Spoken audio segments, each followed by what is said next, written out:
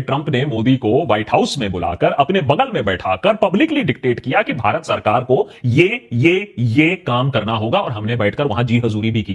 Tariff कम करो नहीं तो जी बिल्कुल हो जाएगा, नो प्रॉब्लम। डिफेंस का सामान हमसे खरीदो, अरे जी बिल्कुल। मोदी जी के अमेरिका से आते ही और ट्रंप से मिलते ही डबल डंके यहां पर बज चुके हैं। इलॉन मस्क ने मोदी जी की फंडिंग के ऊपर रोक लगा दी। यस, अनाउंसमेंट करी है कल कि 21 मिलियन डॉलर की जो फंडिंग दी जाती है इंडिया को, जो कि वोटर टर्नआउट बढ़ाने के लिए दी जाती थी, उसके ऊपर पूरी तरीके से रोक लगा दी जाएगी। वाह जी, मोदी जी ने क्या कारनामा किया है। ये होता है ना असली वाला डंका। डोनाल्ड ट्रंप ने भी मोदी सरकार को एक चुनौती दी है, अपने टैरिफ कम करो जो अमेरिका के मुकाबले 3 गुना है, नहीं तो हम कुछ ऐसे कदम उठाएंगे जिससे इंडिया के एक्सपोर्ट्स टू यूएसए की हालत खराब हो जाएगी। फोटो आए, गला मिलना, कुर्सी खींचना, सारे तमाशे हो गए, लेकिन फाइनली इसका असर क्या हुआ कि दूसरी बार भी जब हमारे लोगों को भेजा गया वहां से और तीसरी बार भी जब हमारे लोगों को वहां से भेजा गया तो वैसे ही हथकड़ी बेड़ी में भेजा गया। नरेंद्र मोदी के भारत पहुंचते ही अमेरिका ने 3 ऐसे बड़े झटके दिए हैं नरेंद्र मोदी को जो शायद उसने कभी सोचे भी नहीं होंगे। यूएस ने क्या कुछ किया है, यूएस के अंदर क्या कुछ होता रहा, आप हमारे वीडियोस में रेगुलरली अगर आप देखते हैं तो आपको मालूम होगा कि किस तरह नरेंद्र मोदी जो भारत में तो बेइज्जत था ही, अमेरिका में भी जाकर बेइज्जत हुआ।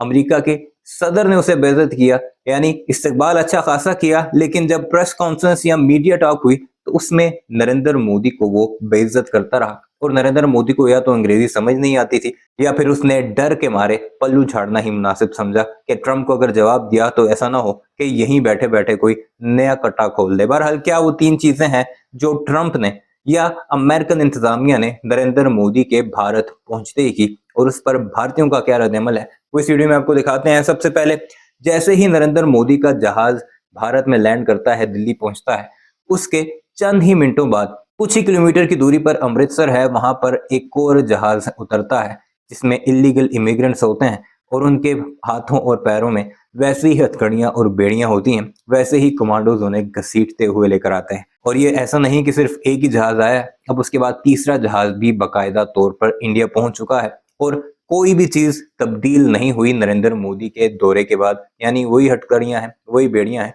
वही गुलामाना तौर पर भारतीयों को घसीट घसीट कर लाया जा रहा है। दूसरी, एक अमेरिकी फर्म है जो कि 22 मिलियन डॉलर सालाना भारत को देती है इलेक्टोरल फंड के तौर पर, यानी भारत में होने वाले इलेक्शंस में जो मदद होती है या फिर टर्नआउट बढ़ाने के लिए ये 22 मिलियन डॉलर्स की रकम दी जाती है, जिसे फौरी तौर पर खत्म कर दिया गया है। और खत्म भी उसने किया है जो कि अपने बच्चों के साथ नरेंद्र मोदी से मिला था। ये पिक्चर आपके सामने चल रही है, एलॉन मस्क, जहां एक तरफ नरेंद्र मोदी की पूरी फौज हाथ बांधे बैठी है, दूसरी तरफ एलॉन मस्क अपने बच्चों के साथ नरेंद्र मोदी से बैठा मुलाकात कर रहा है। उसी एलॉन मस्क ने 22 मिलियन डॉलर की ये सारे फंड्स मुंजमद कर दिए हैं, ये सारे फंड्स खत्म कर दिए हैं। तीसरी बात जो ट्रंप ने झटका दिया है वो ये है, और बाकायदा ये कन्वे कर दिया गया है कि अगर तुम अमरीकी अशिया पर जो भारत पहुंचती हैं उन पे 3 गुना टैरिफ कम नहीं करते, और तो फिर 3 गुना टैरिफ के लिए तैयार हो जाओ जो कि अमेरिका में तुम्हारी प्रोडक्ट्स पहुंचेंगी उन पर लगेगा। इस सारे मामले पर क्या कुछ चल रहा है भारत के मीडिया में,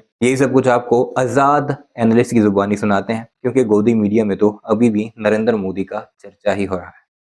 मोदी जी के अमेरिका से आते ही और ट्रंप से मिलते ही डबल डंके यहां पर बज चुके हैं। आपको दिखाना चाहता हूं सबसे पहला डंका आपकी स्क्रीन के ऊपर। इलॉन मस्क ने मोदी जी की फंडिंग के ऊपर रोक लगा दी। यस, डोज जो कि एक डिपार्टमेंट है, डिपार्टमेंट ऑफ गवर्नमेंट एफिशिएंसी, जिसको कि इलॉन मस्क हेड करते हैं, उसने ये अनाउंसमेंट करी है कल कि 21 मिलियन डॉलर की जो फंडिंग दी जाती है इंडिया को, जो कि वोटर टर्नआउट बढ़ाने के लिए दी जाती थी, उसके ऊपर पूरी तरीके से रोक लगा दी जाएगी। वाह जी, मोदी जी ने क्या कारनामा किया है। ये होता है ना असली वाला डंका। अभी जो जानकारी है ये ट्वीट करके बाकायदा दी गई। US taxpayers dollars were going to be spent on the following items, all which have been cancelled। ये कहा गया कि यूएस के जो टैक्स पेयर के पैसे हैं वो इन सब चीजों के ऊपर खर्च किए जाते हैं और अब इन चीजों को बंद कर दिया गया है। इसी में जगह लिखा हुआ है कि 486 million to the consortium for election and political process strengthening, and आगे लिखा हुआ है and 21 million dollars for voter turnout in India. अब मुझे डेफिनेटली एक चीज समझ में नहीं आ रही कि आखिरकार वोटर टर्नआउट को बढ़ाने के लिए अमेरिका इंडिया को पैसे दे क्यों रहा था। अब यहाँ पर डेफिनेटली बीजेपी की तरफ से ऐसा दिखाया जा रहा है कि हमारे को तो इस पैसे की कोई जरूरत ही नहीं थी, लेकिन यहाँ पर डेफिनेटली कितनी बड़ी जरूरत थी, क्योंकि इलेक्शन के अंदर जो एडवर्टीजमेंट किया जाता है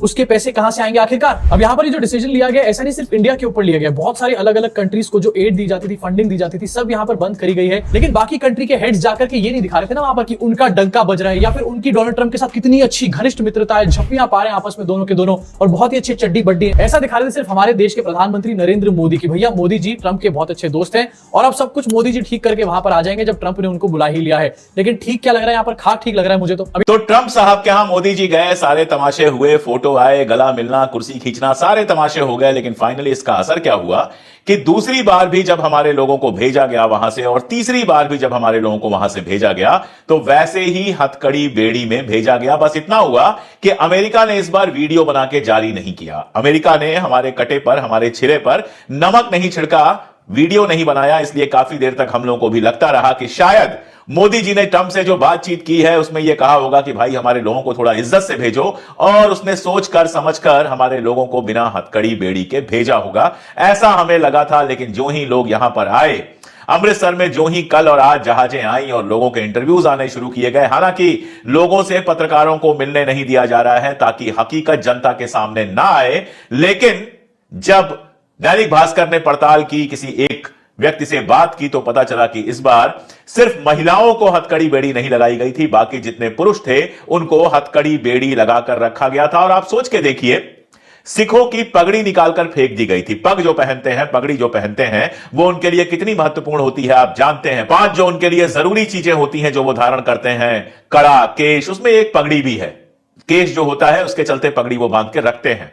तो केश काट दिए गए, छोटे कर दिए गए, पगड़ी निकालकर फेंक दी गई। इतना अपमान किया गया भारतीयों का। मोदी जी डंका कौन सा बजा के आए हैं पता नहीं। It's a great honor to have Prime Minister Modi of India. मागा प्लस मीगा तब बन जाता है मेगा पार्टनरशिप और prosperity. We're going to have whatever India charges, we're charging them. It's called the reciprocal tariffs. America में गैर कानूनी तरीके से रहता है, वापस लेने के लिए भारत तैयार। Starting this year, we'll be increasing military sales to India by many billions of dollars. Whether you discuss at all today the case of Gautam Adani. पता नहीं क्यों लेकिन ट्रंप और मोदी के मीटिंग को देखकर लगान फिल्म की याद आ गई। फिल्म में इंग्लैंड से कैप्टन एंड्रयू रसल भुवन और उनके साथियों को एक ऑफर देते हैं, क्रिकेट मैच खेलो, जीत गए तो लगान माफ, हार गए तो 3 गुना लगान। ठीक उसी तरीके से डोनाल्ड ट्रंप ने भी मोदी सरकार को एक चुनौती दी है, एक चैलेंज दिया है, अपने टैरिफ कम करो जो अमेरिका के मुकाबले 3 गुना है, नहीं तो हम कुछ ऐसे कदम उठाएंगे जिससे इंडिया के एक्सपोर्ट्स टू यूएसए की हालत खराब हो जाएगी। अब क्या हमारे भुवन हमारे मोदी जी ये वाला मैच जीत पाएंगे, खेल पाएंगे, चैलेंज ले पाएंगे? क्या डोनाल्ड ट्रंप के अंडर अमेरिका हम पर कुछ ज्यादा ही एग्रेसिव हो रहा है? हमारे पास कोई और रास्ता है क्या? अमेरिका की मांगे ना सुनने का ऑप्शन है क्या हमारे पास? और क्यों इस मीटिंग के बाद इस बात का एहसास हो रहा है कि अमेरिका एक तरफ हमारे साथ चिकनी चुपड़ी बातें कर रहा है और असल में दूसरी तरफ हमें निचोड़ रहा है?